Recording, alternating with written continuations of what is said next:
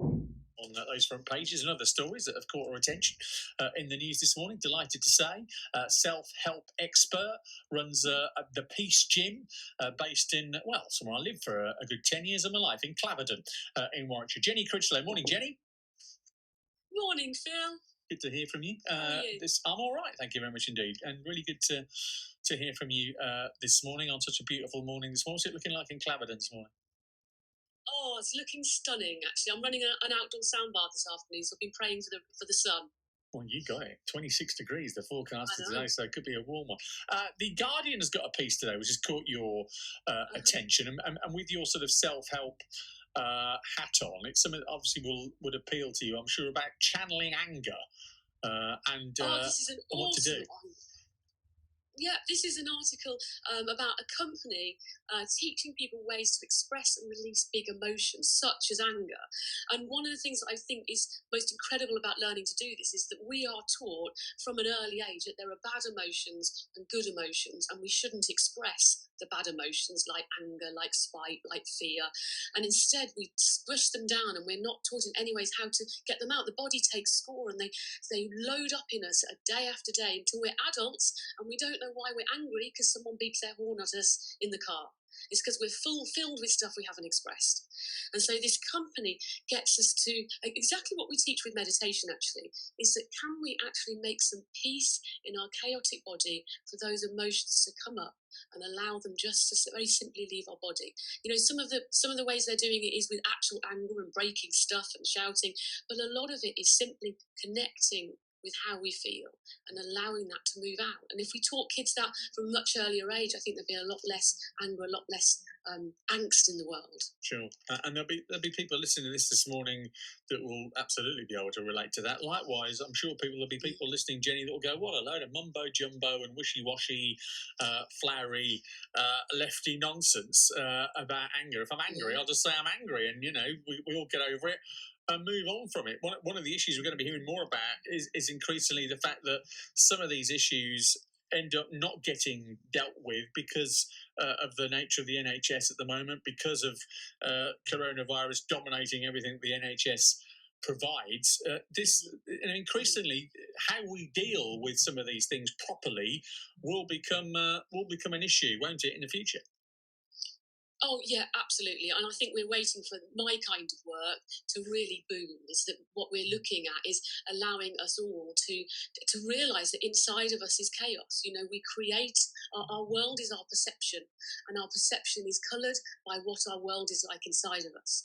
And so the only way out is in. And so it's going inside and really looking with compassion and kindness and self-love. I know that's a bit hippie, but there it goes. Self-love at how we're feeling and what it is, and allowing that to release. It doesn't mean hitting anybody or shouting at anybody. That's not releasing it. That's expressing it and giving it to someone else to deal with. This is about taking full responsibility for the chaotic houses we live in. These bodies, you're in it for life. Might as well do it. Leamington Courier, your next story, and it's a good one. This is the potato photographer of the year. Not just someone who's good at photography, but particularly taking pictures of potatoes has won them an award. I think this is possibly one of the best moments of my life, finding this article. This is a guy, Ray Spence, and he's won this competition that was to raise money for the Trussell Trust, the food bank charity.